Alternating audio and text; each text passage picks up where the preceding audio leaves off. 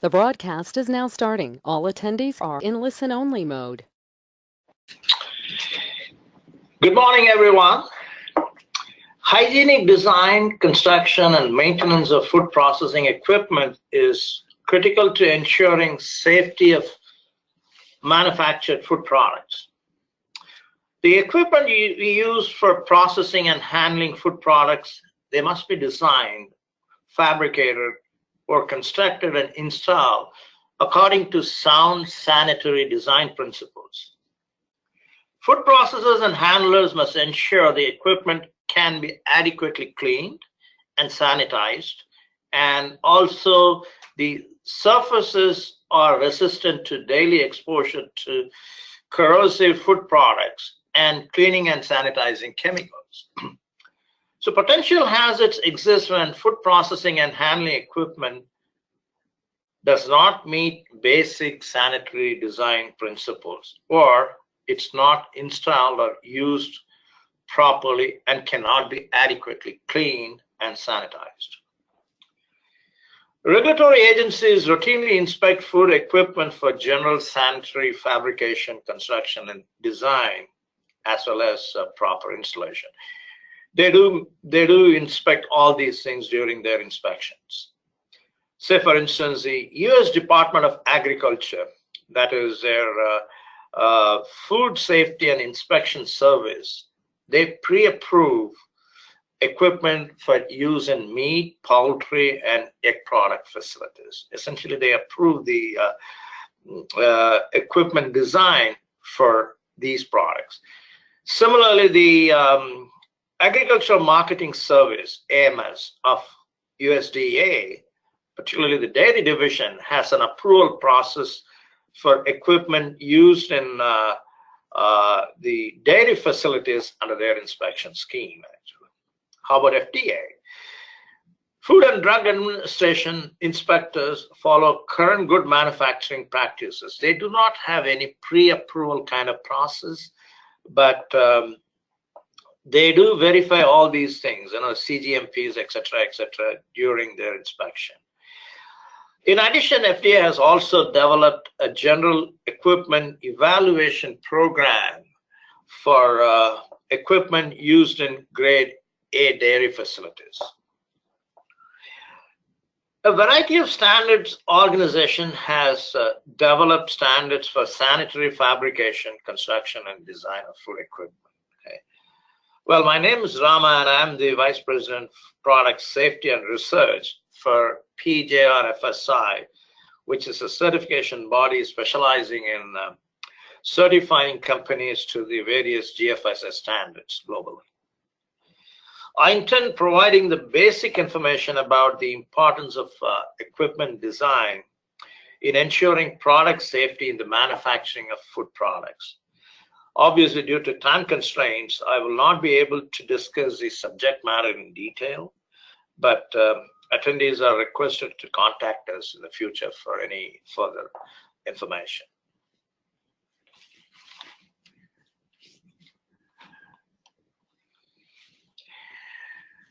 As I have mentioned on the slide, I have two objectives for the webinar.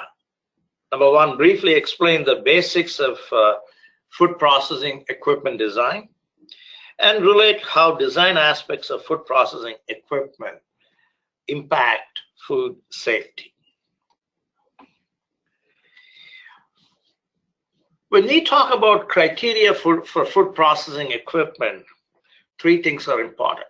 Number one, material or materials of construction, functional requirements of processing equipment, hygienic design, and construction of food processing or packing equipment. Okay. A variety of materials can be used in the construction of food processing and handling equipment. Materials of construction must be appropriate for the products produced. If you're producing acidic product, you need to have a material, equipment material that is compatible with acidic products, for example. Another important consideration is the functional requirement of the equipment design. Okay. We may have an excellent design, but if it is not going to meet the functional requirement, food processing equipment, it's of no use.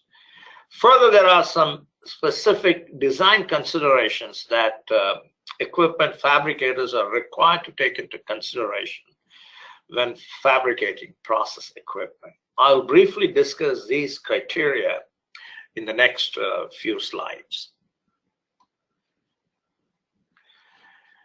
So let's differentiate between two types of surfaces. The first one is food product contact surfaces. The other one is non-product contact surfaces. So what is a food product contact surface? Again, I'm going back to FDA. FDA has defined a food product contact surface as a surface which is in direct contact with food residue, or where food residue can drip, drain, diffuse, or be drawn. So that is the definition of a food product contact surface from FDA. Contaminated food contact surface can lead to food product contamination. If the surface of the equipment, if the inner surface of the equipment is contaminated, not properly clean and things like that, obviously this is going to lead to some food product contamination. And that's why food processing and handling equipment, they must meet some established sanitary design criteria. What about non-product contact surfaces? In addition to food product contact surface, contamination can also arise from non-product contact surfaces used in the processing industry. Okay. Now, non-product contact surface is defined as that surface of the equipment, say for instance, legs, supports, housings, etc., that do not directly contact food. Obviously, I think non-product contact surfaces that is not in contact with the product, but contamination can arise from, or rather due to, contaminated non-product contact surfaces. When we talk about sanitary design requirements, particularly for food contact surfaces, these are some of the requirements. Smoothness or roughness. There is a measure of roughness actually. Okay, so this is all defined under 3A design criteria, EHEDG criteria, etc. So we do have some specific measurable parameter for smoothness or roughness of food product contact surfaces. The second one is impervious. Obviously, we expect or we require the equipment to be impervious. Otherwise, the product is going to be absorbed by the equipment, which you don't want. Then the cleanability becomes difficult, and then it may lead to contamination issues. Again, the surface is supposed to be free of cracks and crevices. Non-porous, okay, which is related to the imperviousness of food contact surfaces. Then non-absorbent or non-adsorbent, both are required. There is a difference between absorption and adsorption, AB and AD. AD is surface absorption is called adsorption, whereas the absorption refers to absorbing a material deep inside the structure. So that is absorption. And it should be non-contaminating. Okay, that means it should not release. For example, if it is a non-compatible material, copper, for instance, in acidic product, copper migrates into product. So that is non-contaminating. Non-reactive, same example.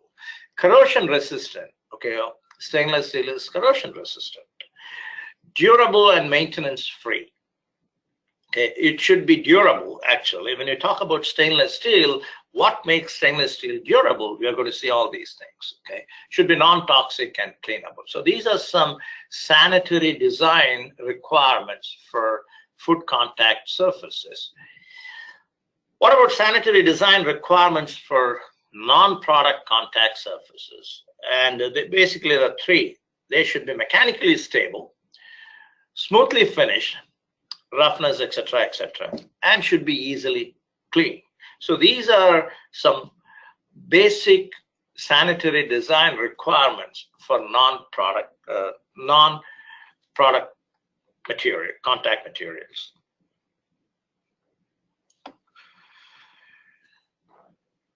Let's talk about the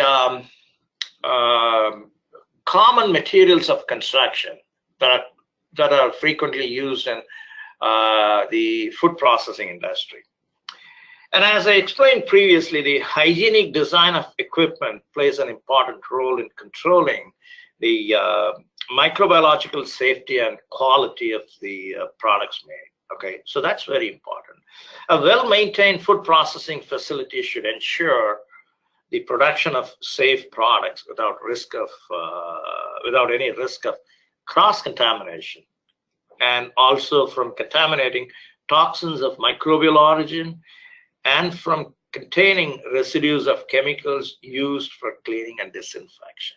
Okay, the surface should be easily cleanable. So after cleaning, the material should not have the inner surface, the product contact surface, should not have any residual cleaning chemicals or disinfection chemicals.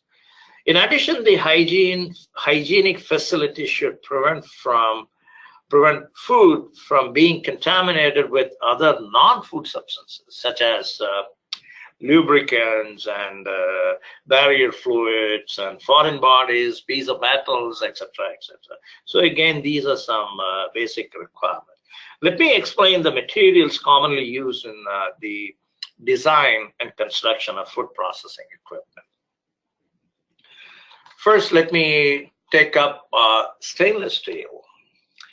And everybody knows stainless steel is a preferred metal for food contact surfaces because of its corrosion resistance durability. There are two important characteristics of the metal that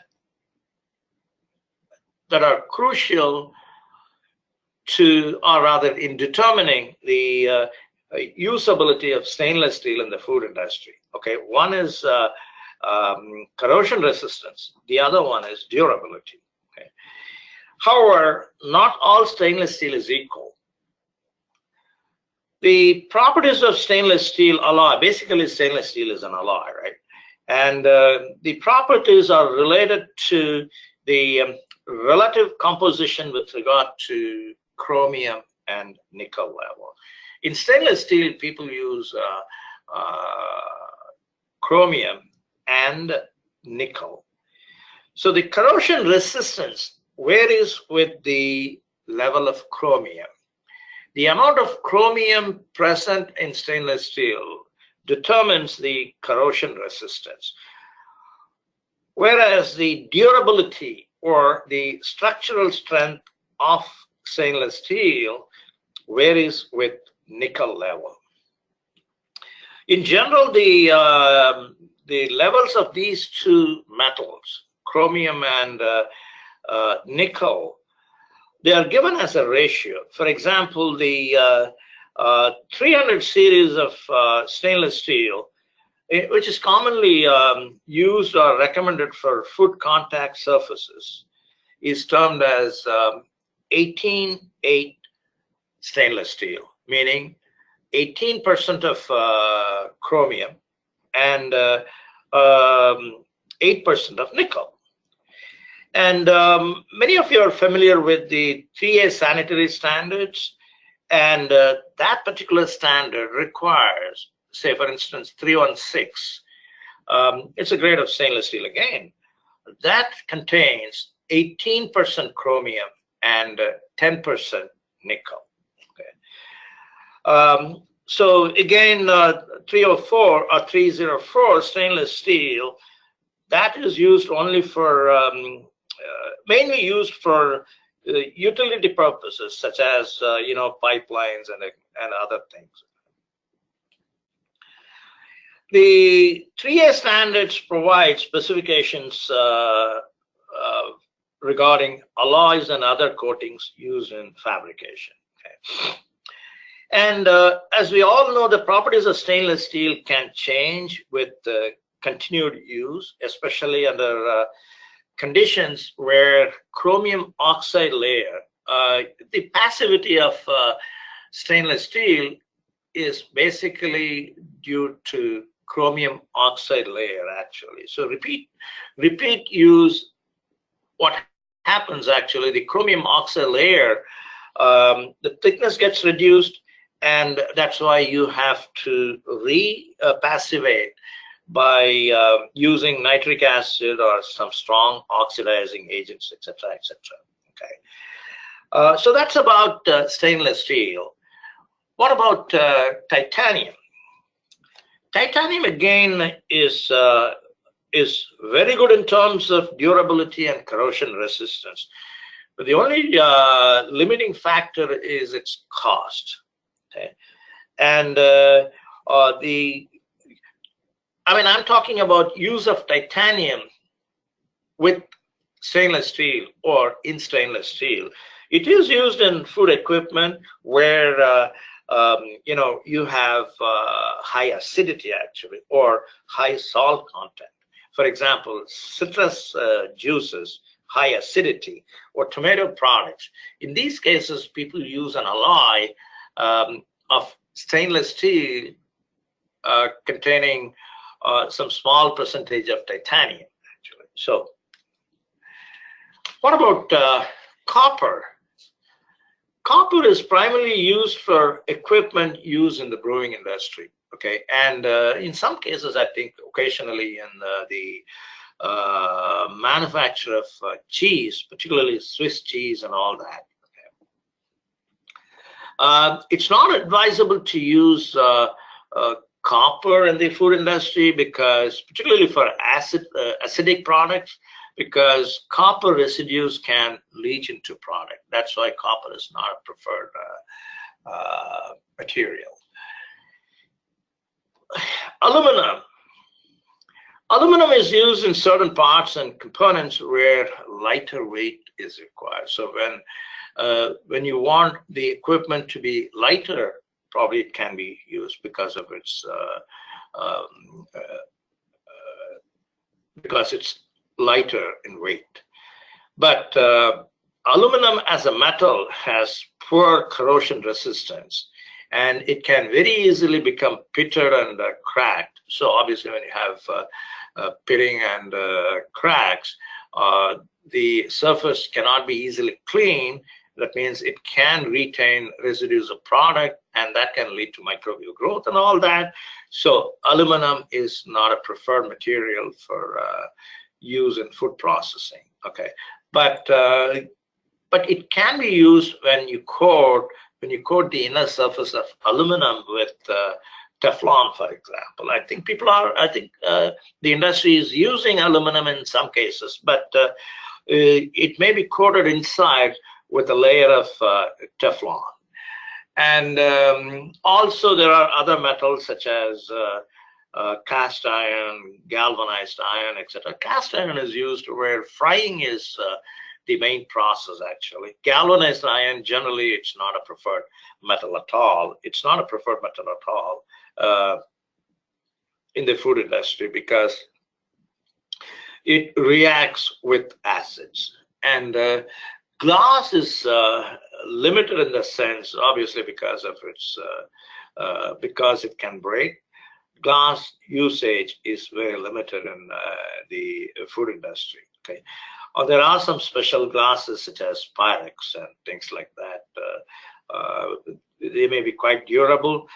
Occasionally, companies use borosilicate or Pyrex-based glass equipment. Okay. Again, wood is not a preferred material at all because it's very porous, difficult to clean, and obviously it may have crevices and all that. Because of that, you cannot easily clean them. So it's primarily restricted to food service applications, and even regulatory agencies, they do not prefer the food industry to use wooden equipment. But a number of plastic materials or polymetric materials are used in the fabrication of food processing equipment. And when you want to select polymeric material or plastic materials in your processing, food processing, you must consider a few criteria. So what are those criteria? Number one, compliance. Compliance with the applicable regulatory requirements. These are all, controlled or regulated by regulatory bodies such as FDA, for instance. So the first thing you should look for is the material compliant with the applicable regulation? Number two, compatibility of the material. Basically, the material should not react with the product you are processing, because you may be heating the product, you may be infusing steam, you may be having a high acidic product, etc. So that's why compatibility of the material with the food material is important.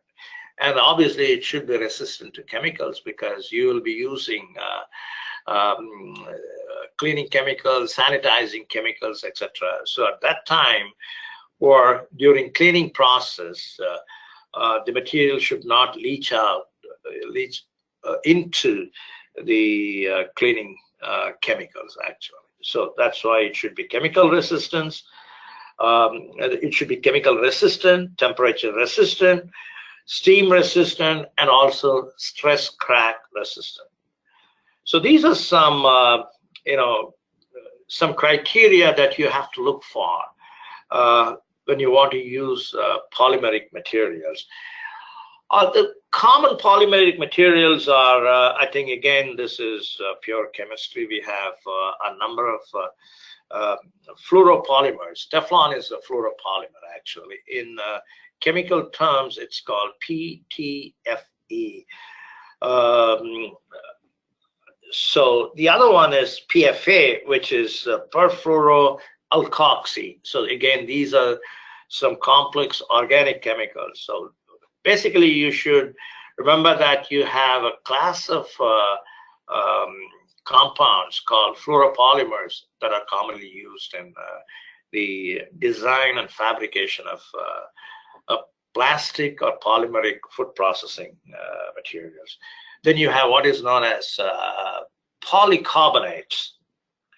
You have high-density polyethylene. I'm sure you're all familiar with HDPE or high-density polyethylene. You also have polypropylene and things like that. Okay, and some are porous and some are quite sturdy. Actually, for instance, Teflon is somewhat porous, whereas I just mentioned to you about PFA, which is otherwise called perfluoroalkoxy material. That is not very porous, and some standard formulating agencies such as EHEDG, which is European Hygienic Engineering Design Group, that is the acronym EHEDG, which formulates standards, which has, it doesn't formulate standards, it has guidelines for the design of food processing equipment. And they have said PFA is an acceptable material for the food industry because, you can clean the material, it's not porous, etc., etc. Okay, even certain polymers, I just talked to you about Teflon. Generally, sometimes people actually coat the inner surface of metals with Teflon. That can be used on some of the metallic substrates. And there is another class of compounds called elastomers. These are nothing but the materials used in gaskets and O-rings and things like that. So again, you have certain regulations that are applicable. For instance, 21 CFR 177/2600, for instance. These are used in gaskets, seals, joint rings, etc. Again, you have different categories of materials. You've got silicone rubber, you've got natural rubber, you've got hydrogenated, nitrile, butyl rubber, etc., etc. So that's about elastomers. Elastomers are used mainly in seals, gaskets, and joint rings. And again, these are food grade materials. Then there is another class of materials used in the food, again, in food processing industry, which is adhesives. Adhesives, again, they should comply with FDA regulations, and you must definitely follow the guidelines or recommendations of the supplier of the equipment. Otherwise, what may happen is, particularly when adhesives are used on the food contact surfaces, there is a possibility of these toxic compounds or these materials leaching into the product. So you must follow the guidelines or recommendations of the supplier. Again, people use a lot of lubricants.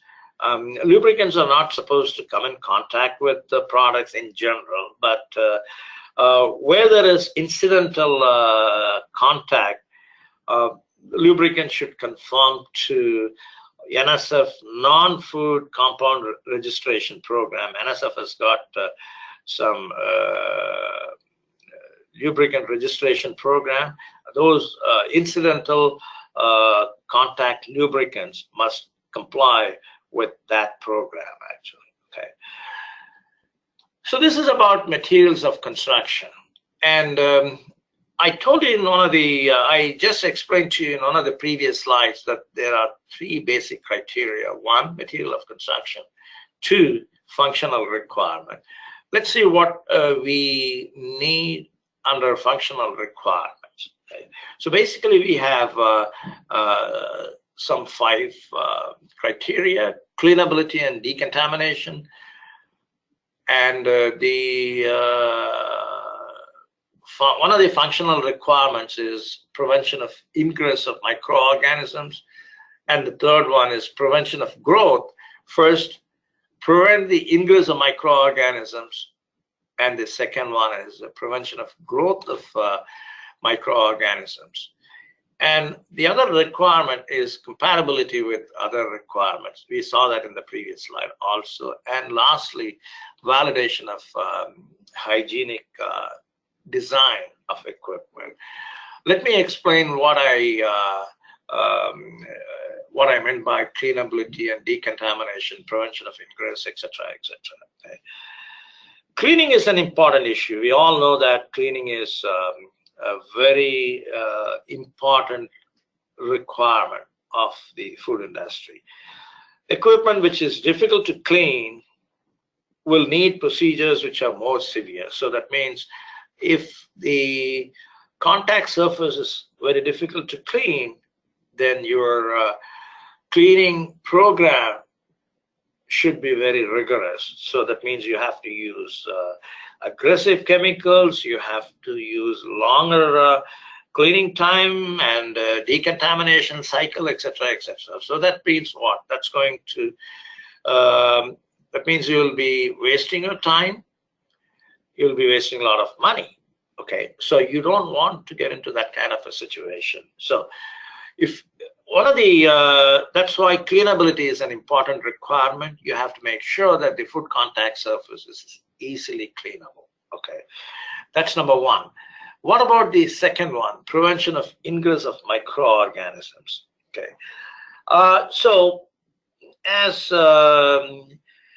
food industry people, we all know that we should avoid ingress of microorganisms into product. Okay, and it's always desirable to limit the number of microorganisms as much as possible, to avoid any public health related issues. And it could also affect your shelf life. Okay, so from these two angles, you must try to minimize the ingress of microorganisms. And prevention, of course, the prevention of growth. Once you have some microbes in your product, obviously it's a matter of time before they proliferate. Okay? So you must prevent certain things, particularly related to design, such as dead ends, gaps, crevices, and all that. Okay, so they must be avoided when you design your production equipment or processing equipment.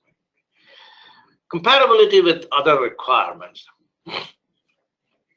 An equipment with excellent hygienic characteristics, but lacking the ability to perform, it's of no use actually, because that's what I told you in the beginning itself.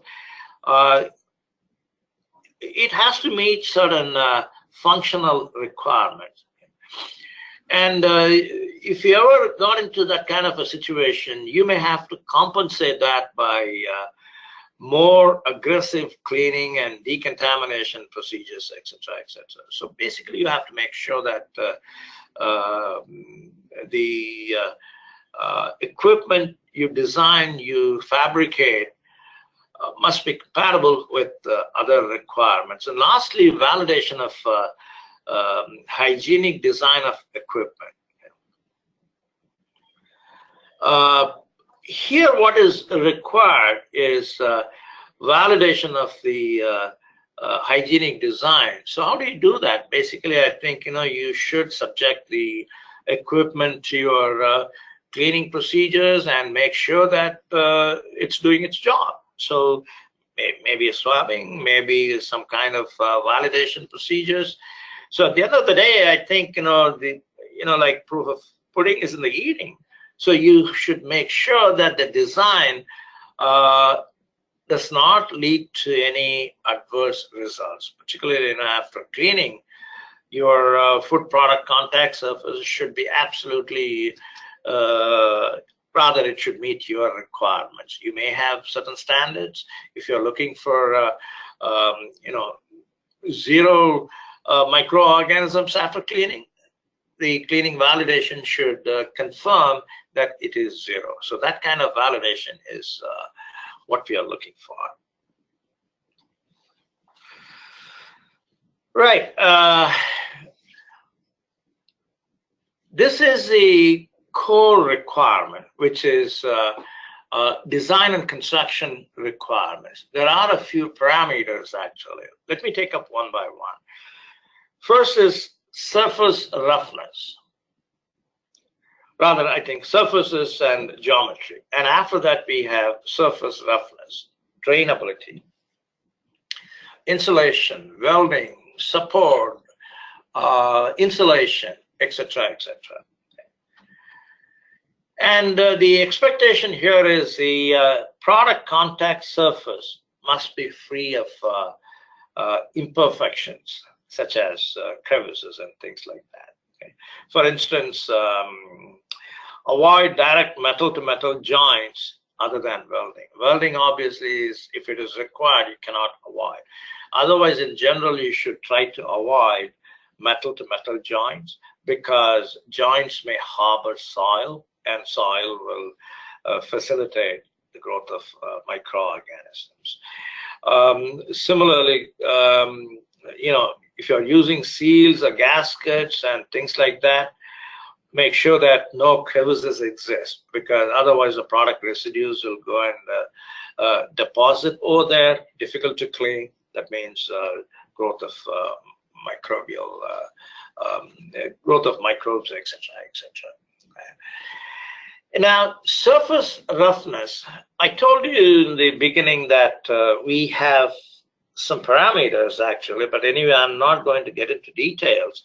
The roughness or smoothness of a surface is usually expressed in terms of micro m, mu m basically, which is called RA value. Okay, and some of these equipment standard bodies, such as 3A, for instance, they have prescribed maximum roughness for food contact surfaces. For instance, RA should not be more than 0.8 micro m or mu m.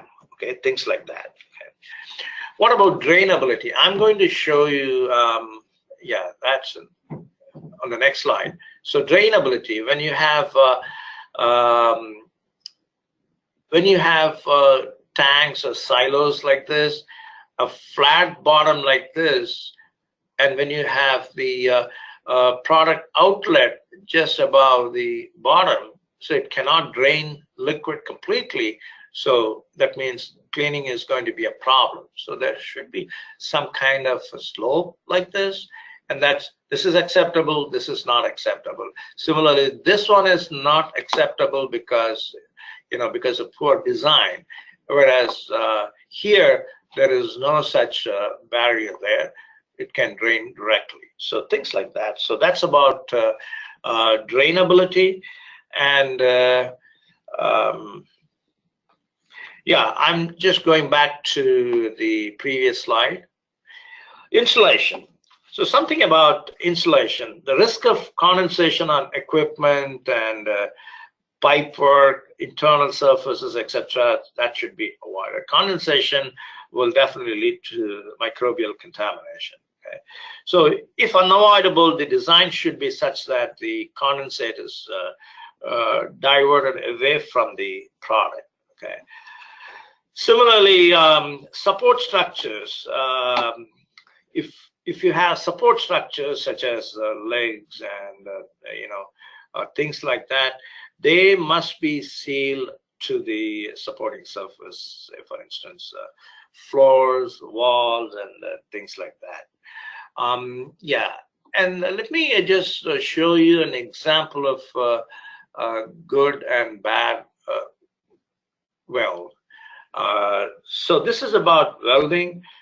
If it is a permanent metal-to-metal welding, it should be continuously welded. So this is lap weld, for instance, and this is not good, at least from a food safety perspective. So this is what is considered to be an acceptable weld. This is called butt weld. Absolutely no crevices, no gaps. Here you can see bacteria, rather the product residue may go and lodge itself over there, difficult to clean, so that might lead to contamination, whereas that's not the case over here. Okay. Okay, so again, I'm going to the previous slide. We talked about welding, supports, insulation. Again, many food processing companies use insulation. Basically, cladding, there are two types of sealed cladding and vacuum actually. So yeah, if you're using sealed cladding, it should be, the insulation material should be completely cladded with stainless steel, and that must be fully welded so that no ingress of air or moisture is possible. Okay, vacuum is the best thing, but this is a very vacuuming is a very effective way of preventing problems. So this is so something about the design and construction criteria. So we went through this. Let me just give you a brief idea about equipment design standards. Okay. Standards for sanitary fabrication, construction, and design of food equipment, they have been developed by a variety of organizations. Okay, and there are some subtle differences, of course, but primarily all these organizations, their primary intent is the application of sound sanitary principles in food equipment manufacture. Okay. So I have just given a few standards for sanitary fabrication. We all know about 3A SSI, Sanitary Standards Incorporated. Okay. The other one is, this is American. The other one is European, EHEDG, which is European Hygienic Engineering design group. Okay. And NSF International, they specialize in food service equipment, but now these days are getting into food processing equipment standards also, particularly for meat processing industry, meat and poultry processing industry. Okay. Then you have the design standards from AMI, American Meat Institute. You also have some standard, BISSC, which is nothing but Baking Industry Sanitary Standards Committee. They have prescribed equipment standards, design criteria for the baking industry. And there is one for bioprocessing engineering, so which is not quite relevant to us actually. So, so these are some equipment design standards. Okay. And I'm going to explain only about two design standards, which is 3A standard, and the other one is EHEDG. 3A standard, this is a not-for-profit, TSSI, Sanitary Standards Incorporated. It's a not-for-profit corporation that represents three stakeholder groups, namely regulatory sanitarians, processors, and fabricators. Okay, basically we talk about regulatory sanitarians. You have state milk regulatory officials, USDA, Agriculture Marketing Service Dairy Program, people from that, and FDA, CFSAN, and academic representatives and all that. So you have a mixture of people from different organizations. So it's basically a not-for-profit corporation. 3A standards have been developed for a variety of equipment used in the dairy industry, okay, as well as some for the egg processing industry, actually, okay. And their primary activities are, number one, standards writing and publishing, industry education and training. Also, you have got what is known as the 3A symbol licensing program, actually, okay. So they certify processing equipment, particularly dairy equipment and all that. Then the fourth primary activity is harmonization and liaison with other organizations, actually. So again, just a quick mention about the 3A symbol licensing program. It's done by an independent authority called Certified Conformance Evaluator, or CCE. This is nothing but a third-party verification of the design standards of equipment manufacturers or fabricators, and to establish standards and certify, actually, okay. And this program is also used in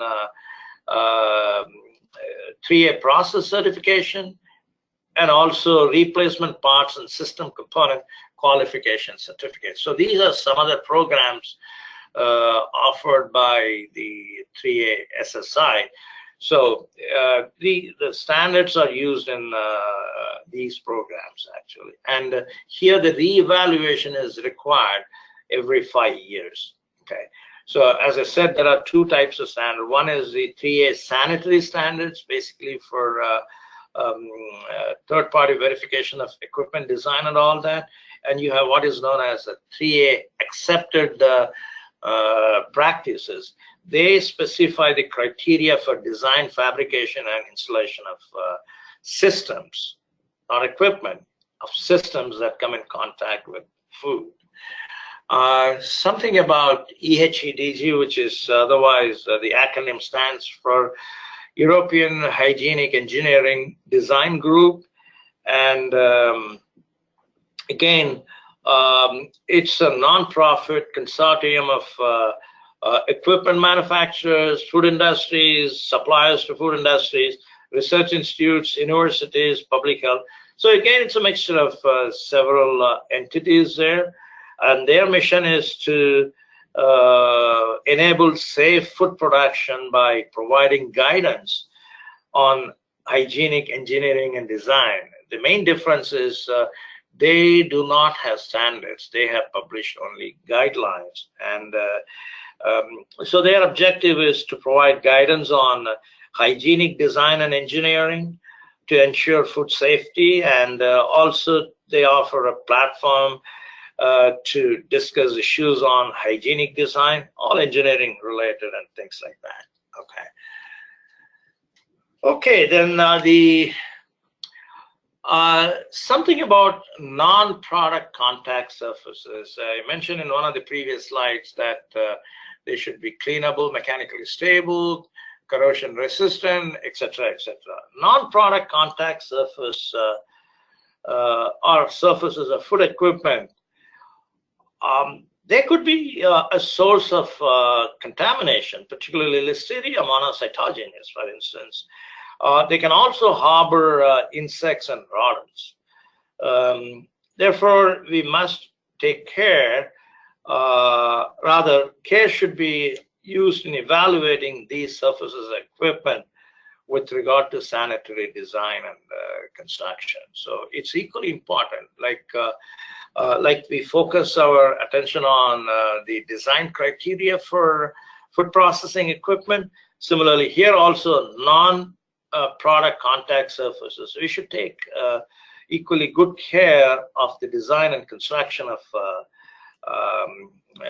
these structures, actually. In general, these surfaces should be constructed and fabricated so that they can be easily cleaned. They should be resistant to corrosion and obviously maintenance free. As far as possible, tubular steel equipment framework should be entirely sealed. So when you have a non-contact, non-product contact surface, and if you have tubular structures, so make sure that they are completely sealed to the framework and things like that. And basically, you are supposed to avoid crevices and gaps to make sure that microorganisms do not grow in those areas, actually.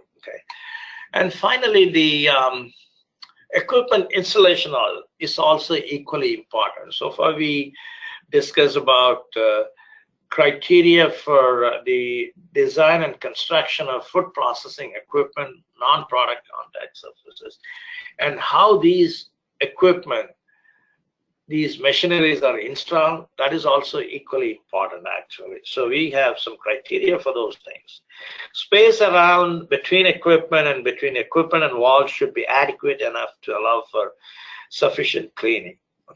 And there should not be any potential harborage areas for insects and rodents. So, for instance, food equipment should be at least 4 inches from wall. That's the criterion for installation of equipment. Or if you have an equipment that is floor mounted, it should be at least 6 inches from the floor. And if you have a table mounted equipment, that should be, of course, sealed to the table, or should be no less than 4 inches from countertop, etc. So I have tried to provide some basic information about the importance of equipment design and things like that. So if you have any questions, please let me know now. Otherwise, you can send an email or something like that to me anytime. Thank you very much for your time. Any questions, please?